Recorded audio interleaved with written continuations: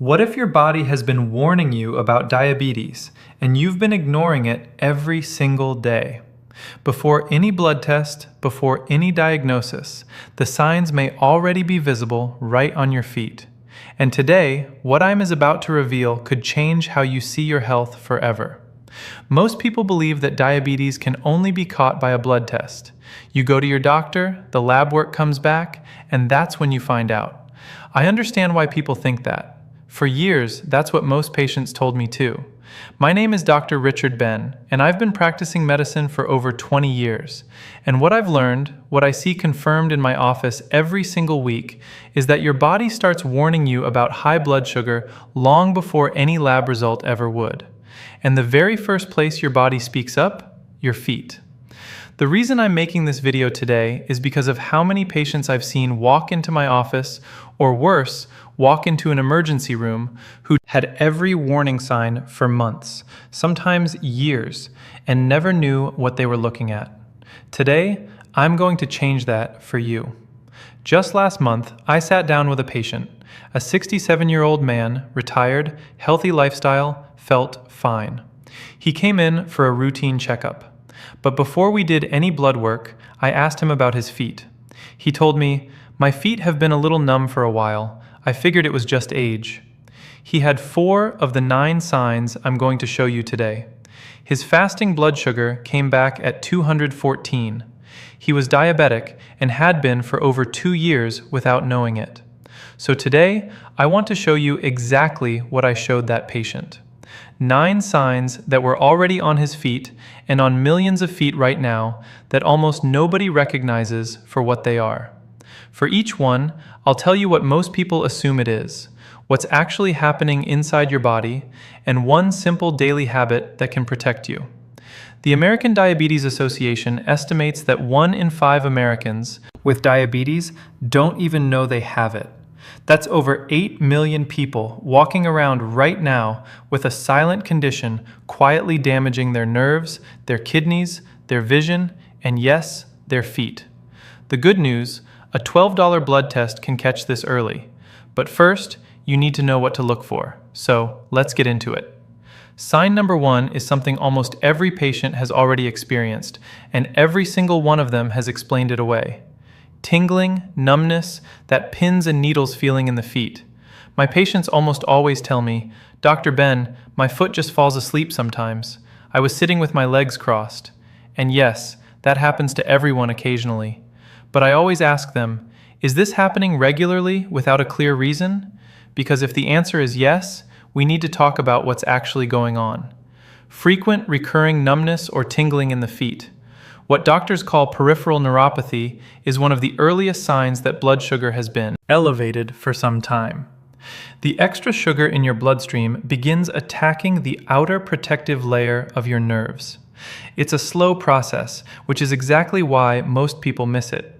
I use this analogy with my patients all the time. Think of your nerves like electrical wires. Every wire has a plastic coating around it. That coating is what allows the signal to travel cleanly from your brain to your foot. When blood sugar stays high, it's like an acid slowly eating through that coating. The wire still works for a while, but the signals start getting fuzzy. And that fuzziness, that's the tingling you feel. According to the American Diabetes Association, peripheral neuropathy affects nearly 50% of people with diabetes. It is the single most common complication, and it almost always starts in the feet, which means right now, tens of millions of Americans are experiencing this tingling and writing it off as nothing. Don't be one of them.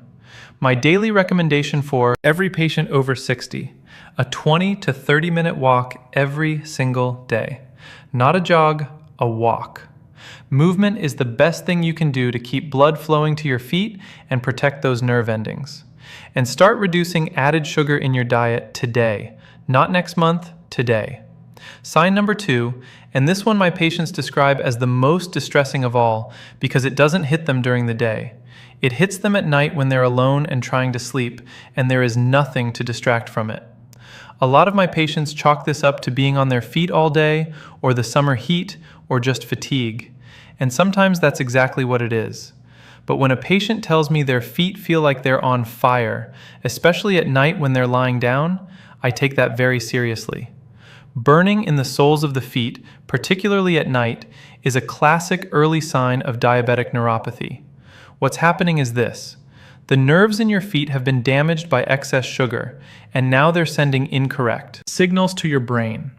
Your brain receives a heat message even though nothing hot is touching your foot. The nerves are misfiring. Think of it like a fire alarm with a faulty sensor. The building isn't on fire, but the alarm is going off anyway because the sensor is damaged. Your nervous system is doing the same thing. The burning isn't coming from outside your body, it's coming from inside damaged nerve tissue that is crying out for help. Research published in the journal Diabetes Care found that burning foot pain is one of the first reported symptoms in patients later diagnosed with type 2 diabetes, often presenting 1 to 3 years before formal diagnosis. 2 habits I recommend for this one. First, drink at least 8 glasses of water a day. Proper hydration helps your kidneys flush excess glucose and supports nerve tissue. Second, add more fiber to every meal. Vegetables, legumes, oats. Fiber slows the absorption of sugar into your bloodstream, which is exactly what those damaged nerves need. Sign number 3, and I need you to pay very close attention here, because this is the one that stops being uncomfortable and starts becoming genuinely dangerous. This is the one that sends the most patients to the emergency room. They come in and say, "Dr. Ben, I had a little blister from my shoe 3 weeks ago. It still hasn't healed." They waited. They assumed it would close on its own. Most small wounds do heal on their own, but not when blood sugar is elevated. When blood sugar is consistently high, your body loses its ability to heal efficiently. The blood vessels throughout your body, including the tiny ones in your feet, begin to narrow and stiffen. This means that oxygen, white blood cells, and the nutrients that repair tissue simply cannot reach the wound fast enough. The wound sits there, open, vulnerable, and slow to close. Imagine trying to water a garden, but your hose has a serious kink in it. The water is there, but it's not getting where it needs to go. That's exactly what high blood sugar does to circulation in your feet. The healing ingredients exist in your blood, and they just can't reach the wound. And an open wound that won't close is an infection waiting to happen. The Centers for Disease Control reports that diabetic foot ulcers are the leading cause of non-traumatic lower limb amputations in the United States, over 100,000 per year. Almost all of them were preceded by a small wound that was ignored. After your bath or shower tonight, sit down and look at both feet carefully. Look between every toe. Look at your heels. If you see any cut, blister, or broken skin, clean it with mild soap and water. Apply an antiseptic and cover it. And if it hasn't improved in 48 hours, call your doctor. Not next week, 48 hours. Sign number 4. And this one is hiding in plain sight.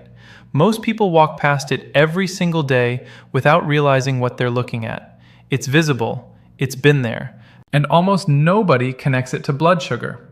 Patients see their feet turning darker or more reddish, and they tell me, "I think it's just sun damage," or "I've always had dark skin on my ankles."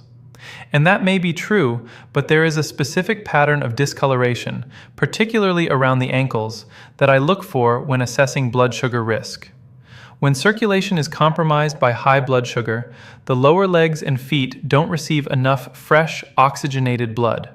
The skin changes color as a result. You may see darkening deep red or even a bluish tint around the ankles. This is your skin telling you that blood flow to that region is inadequate. In some patients, the skin also becomes thinner and more fragile in those areas. Another sign that the tissue is not being properly nourished. I always explain it to patients this way. Think of your blood as a delivery truck carrying oxygen and nutrients. Your feet are at the end of the longest delivery route in your body, further from your heart than any other part. When the roads narrow because of damaged blood vessels, the deliveries stop arriving on time. The skin, starved of fresh oxygen, changes color. It's a distress signal you can see with your own eyes if you know what you're looking for. A study in the Journal of the American Academy of Dermatology found that these skin changes are detectable on average 18 months before a formal diabetes diagnosis. The daily habit here: 5 minutes of ankle circles, toe raises, and calf stretches every morning. Even that small amount of movement gets blood flowing into your feet. And if you can't exercise, elevating your feet slightly while you sit can make a meaningful difference. Sign number 5, and this one surprises my patients the most because it looks completely harmless. In fact, most people have had it for years and never once connected it to blood sugar. Dr. Ben, my heels crack every winter. It's just dry skin. I hear that constantly. And yes, that's extremely common. But when your heels are cracking badly in the middle of summer, or no moisturizer seems to help no matter how much you use, that's a completely different story. Diabetes affects the autonomic nerves, the ones that control automatic functions you never have to think about. One of those functions is regulating moisture and sweat in the skin. When these nerves are damaged, the sweat glands in your feet stop working properly. Your feet lose their natural moisture from the inside out. No amount of lotion fixes the root cause. Think of your skin like a wall that needs to stay sealed. When those autonomic nerves are damaged, the mortar between the bricks starts crumbling. Cracks appear. And those cracks in the skin of your feet are not just cosmetic. They are open doors for bacteria and infection. In a foot with poor circulation, that infection can become very serious very quickly. I have had patients come in with cracks so deep in their heels were bleeding, and they told me they had been putting lotion on it for 2 years with no result. That's not a skin problem, that's a nerve problem. The American Podiatric Medical Association identifies chronic, hard-to-treat heel cracking as a significant indicator of autonomic neuropathy in seniors, a condition directly linked to long-term elevated blood sugar. And autonomic neuropathy is not a minor inconvenience. It is a sign that the nervous system is under serious stress. Moisturize your feet every single night before bed. A good lotion or pure coconut oil works well. Apply to the sole and heel thoroughly, but never apply moisturizer between your toes. That trapped moisture breeds fungal infection. And drink 8 glasses of water daily. Your skin needs hydration from the inside as much as the outside. I want to pause here for just a moment. We've been through 5 signs so far, and I want to ask you something directly. Have you noticed any of these? Signs in yourself or in someone you love, a spouse, a parent, a sibling? If the answer is yes, even one sign, go to the comments section right now and type the word yes. Just yes. Capital letters. That's all I need. I read every single comment on this channel. Everyone, if you have a question, ask it. If you're concerned, tell me. That's why I created this channel, not to talk at you, but to talk with you. And if you're finding this useful, hit the like button right now. It takes 1 second, and it tells YouTube to show this to more seniors who need it. All right, let's keep going. Sign number 6, and this one is more serious than most people realize, because it's not just about your feet, it's about what's happening to your kidneys at the same time. Almost everyone I've seen with this tells me, I sit at my desk all day, or I stand on my feet at work. Occasional swelling from activity is normal. I want to be clear about that.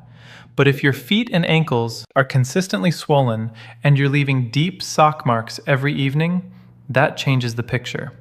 High blood sugar affects the kidneys. Then the kidneys control your body's fluid balance. When kidney function is impaired by years of elevated glucose, fluid accumulates in the lowest part of your body, your feet and ankles. This swelling, called edema, is a sign that your body's filtration system is under stress. Think of your kidneys as the filtration plant for your body. Every drop of blood passes through them to be cleaned.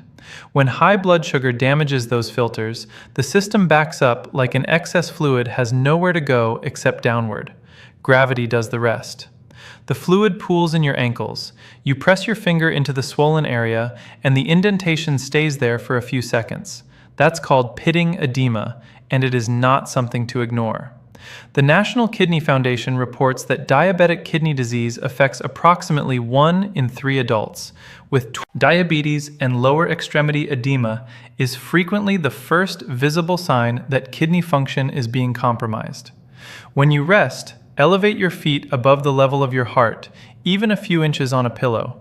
This helps pull that accumulated fluid back toward the center of your body and reduce sodium in your diet. Salt causes your body to retain water, which makes edema significantly worse. Read labels. Many canned and processed foods are loaded with sodium, and if the swelling is new, persistent, or getting worse, please bring it to your doctor's attention at your next visit. Don't wait for it to become a bigger problem. Sign number 7 is the one I see most often misdiagnosed. Men especially, and by the time they find out what it actually is, they've been living with it and masking it for years. The majority of my senior patients are male, and what I hear, almost without exception, is this: "I've been taking ibuprofen for the foot pain for months. I figured it was arthritis, maybe an old sports injury." I've heard this story dozens of times, and sometimes that's exactly right. But sometimes the pain has a completely different origin, one that ibuprofen will never touch. When nerves are damaged by chronic high blood sugar, they don't always go quiet. Sometimes they become hyperactive. Instead of going numb, they start firing random, intense signals your brain interprets as severe pain. Patients describe it as stabbing, an electric shock, or a hot needle through the foot. This happens most often at night when there are no other sensory distractions. Think of a car alarm damaged in a fender bender. Every few minutes it starts screaming for no reason. Nobody is breaking into the car. The alarm is just broken. That's what a damaged nerve does. It sends alarm signals to your brain when nothing is actually happening. The pain is completely real, but its source is nerve dysfunction, not injury. And taking ibuprofen doesn't fix a damaged nerve. What it does is mask a signal your body is desperately trying to send you. And masking signals is the last thing you want to do when your nerves are asking for help. A landmark study in the New England Journal of Medicine found that painful diabetic neuropathy affects approximately 25% of people with diabetes and is frequently mistaken for arthritis, tendinitis, or age-related joint pain. Every morning, 5 minutes of gentle foot and ankle stretching before you get out of bed. Flex your feet, circle your ankles, pull your toes back gently, get blood moving before you put weight on your feet. And every night before bed, give your feet a gentle 3-nut massage. Light circular strokes along the sole and up the ankle. Your nerves will thank you. Sign number 8 is the one that tells me how far things have progressed. When I see this in a patient, I know the damage is not early anymore. And almost every single time, the patient's first reaction is, "Doctor, I've had that my whole life." They say, "I've always had cold feet, Dr. Ben. My wife has stolen the electric blanket every winter for 30 years. And I laugh with them. But then I ask, "Are your feet cold in July? Are they cold under 3 blankets?" Because that's when I become concerned. Cold feet that persist regardless of the temperature around you. Cold in summer, cold under heavy blankets, cold even when the rest of your body feels warm, are a strong indicator of significantly compromised blood circulation in the lower extremities. Your blood vessels have narrowed or stiffened to the point where warm blood simply is not reaching the tips of your feet in sufficient volume. Think of your blood vessels like a heating system running pipes to every room in your house. When those pipes narrow from blood sugar damage, the heat doesn't make it to the far end. The room stays cold no matter how hard the furnace works. That cold is not about the weather, it's about the pipes. The American Heart Association identifies peripheral artery disease caused by narrowed blood vessels as affecting over 8 million Americans, with diabetes being the single largest risk factor. Cold feet are one of its earliest and most consistent symptoms. The best response here is a 30-minute brisk walk every single day.